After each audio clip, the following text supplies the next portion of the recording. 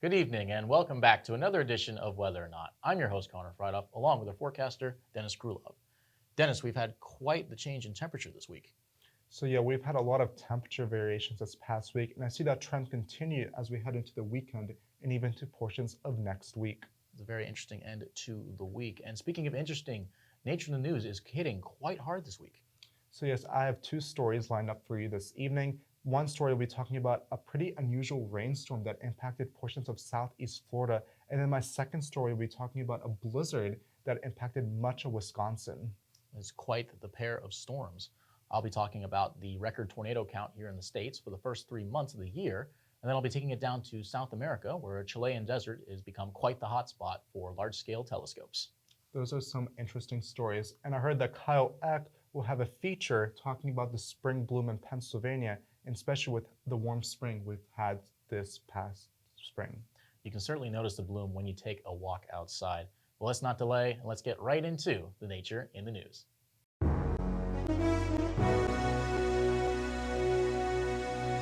On Wednesday, April 12th, an unprecedented rainstorm struck portions of southeastern Florida, bringing major impacts to Fort Lauderdale.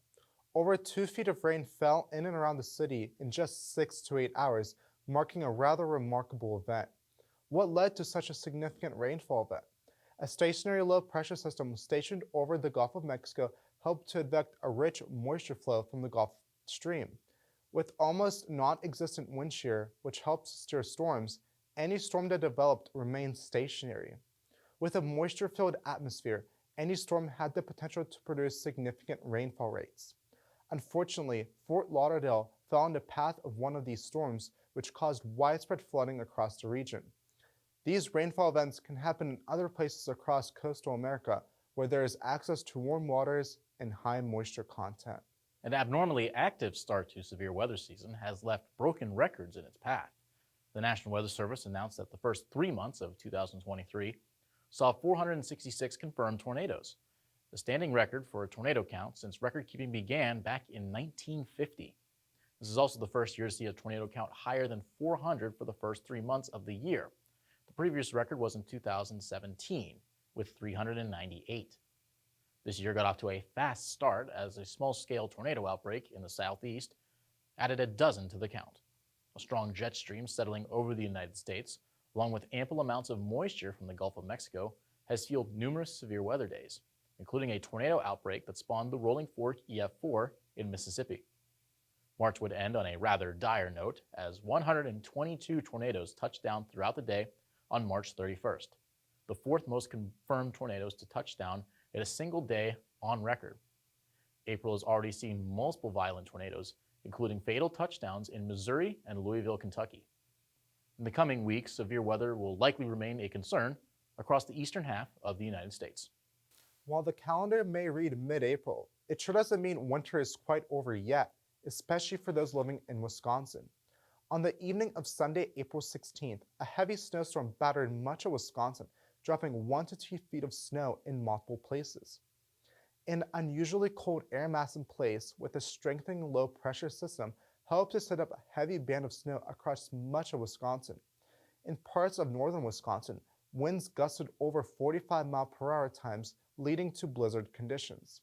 This led to the local National Weather Service office to issue blizzard warnings for a few northern counties. The heaviest snowfall report was 22 inches, just outside of Northfield, Wisconsin. The heavy snowfall led to power outages and very tough travel conditions. However, the most dramatic change was in the temperatures. Some of the same areas that received 18+ inches of snow were basking in near 90-degree heat just 48 hours prior, proving that Mother Nature can put on quite a weather show in April. The Atacama is a Chilean high desert. It's one of the driest and most remote places on Earth, which makes it a perfect place to build a high-powered telescope. Some of the world's largest and most powerful telescopes in the world call the Atacama home. Many telescopes rest along a series of plateaus stretching 800 miles north to south. One of these include the aptly named Very Large Telescope, a 27-foot wide telescope built by the European Southern Observatory. The number of observing sites will grow over the next few years. The Vera C. Rubin Observatory, an 8-meter telescope, will operate next year with the ability to map the entire sky every 3 days. The Giant Magellan Telescope, or GMT, will become the most powerful ground-based telescope in the world following its completion. The construction of these telescopes are more akin to a modern space race. As more powerful telescopes crop up worldwide, the higher the likelihood that astronomers find new horizons in the final frontier of outer space.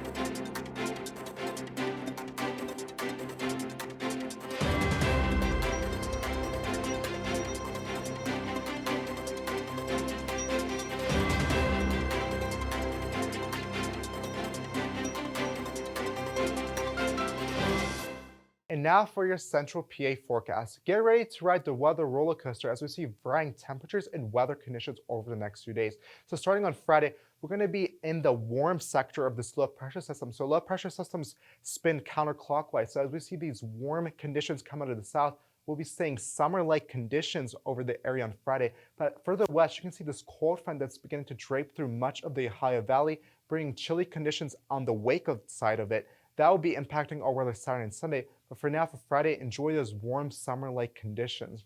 By Saturday, we're going to have this cold front sweep through the region, providing us showers and thunderstorms throughout much of the day on Saturday. As this cold front sweeps through, temperatures will take a dramatic drop, but those in the northeast will stay rather mild as they have not seen the impacts of the cold front just yet. And further to the west, those chilly conditions with the northwesterly winds will return. And then by Sunday, we'll be here in State College seeing chilly conditions with a mix of sun and clouds. As we see the northwesterly flow coming out of Canada, we're going to see those cooler conditions unfortunately make a return. So for Friday, we're going to see a high of 83 degrees, sunny and hot as we stay well above average. Get outdoors and soak in that sunshine. By Saturday night, it's going to be a rather mild night, so I won't be really needing those jackets and winter coats just yet. But clouds will begin to increase as we see the effects of the cold front move to our region. By Saturday, we're going to see a high peak of 71 early in the afternoon, but those temperatures will be dropping in the afternoon as we see showers and thunderstorms move through the region. So it'll be a pretty wild Saturday afternoon and good to stay indoors. And then by Saturday night, it'll be cloudy and breezy, more seasonable-like, but you'll be needing to bring those jackets if you're heading out anywhere Saturday night, as it will be rather chilly. And then for Sunday, we're going to have clouds hold across the region with a high of only 51 degrees. So it's going to be a pretty dreary Sunday afternoon with, again, those rather chilly conditions, as we'll see highs pretty much almost 10 degrees below average. And now next for the Whether or Not Tonight's feature, Kyle Eck will be talking about spring blooms in Pennsylvania. We've seen a warm start to spring across Pennsylvania, and on par, trees are blooming left and right throughout the Commonwealth. 2 stretches of above-average temperatures in the first and second week of April were enough to solidify spring bloom for places near State College, Westchester, Philadelphia, and Lewisburg. In fact, some days featured record-breaking high temperatures. For example, State College recorded a record-breaking 86 degrees for the daytime high on both April 13th and 14th, respectively. Scranton also set a new daily record high on April 14th at 91 degrees.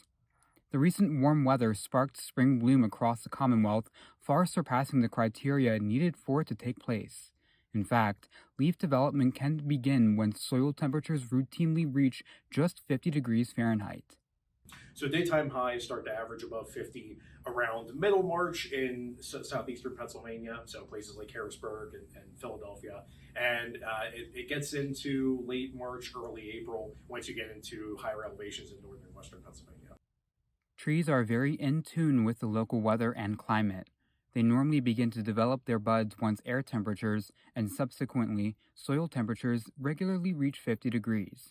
This can happen as early as the latter half of March in Pennsylvania. Full bloom follows the budding stage in trees, which requires more consistent warmth. For a full bloom, look for daily mean temperatures, that is, the average of high and low temperatures, to regularly reach 50 degrees.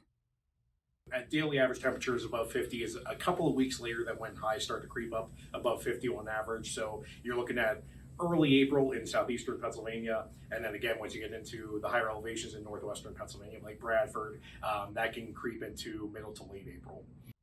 With that said, spring bloom largely happens in April throughout Pennsylvania. The recent warm spells were enough to also kick off one of the earliest spring blooms in about 10 years for parts of the lower Susquehanna Valley. It's important to remember that spring is a transition season and that wintry conditions can sometimes spell trouble for spring bloom. So the last snowfall usually occurs in middle to late March in southeastern Pennsylvania, and then once you get into places like State College, Bradford, Erie, that gets to be early April. So first couple of weeks of April, you can expect your last snowfall of the season. Snow isn't the only thing that threatens newly bloomed trees and other plants in early spring. Sometimes temperatures themselves can take a toll on them as well. So last freeze usually occurs around the same time that you start getting average temperatures above 50 degrees. So that would be sort of early April time period in southeastern Pennsylvania, and as late as late April or early May once you get into northern and western Pennsylvania. A hard freeze typically kills even hardy plants and is often a threat that gardeners and farmers deal with well into April and even into May near places like Bradford. Frost is slightly less problematic and doesn't normally put an abrupt end to spring bloom. Since frost can occur with temperatures as high as 36 degrees, it tends to happen later in spring and in some cases after spring bloom concludes throughout late April and into May. Although the weather has been warm enough across Pennsylvania for spring bloom to begin in recent weeks, it is important to not only understand the weather that supports it, but also how the weather can greatly impact some of Mother Nature's most beautiful sights. For Whether or Not, I'm Kyle Eck.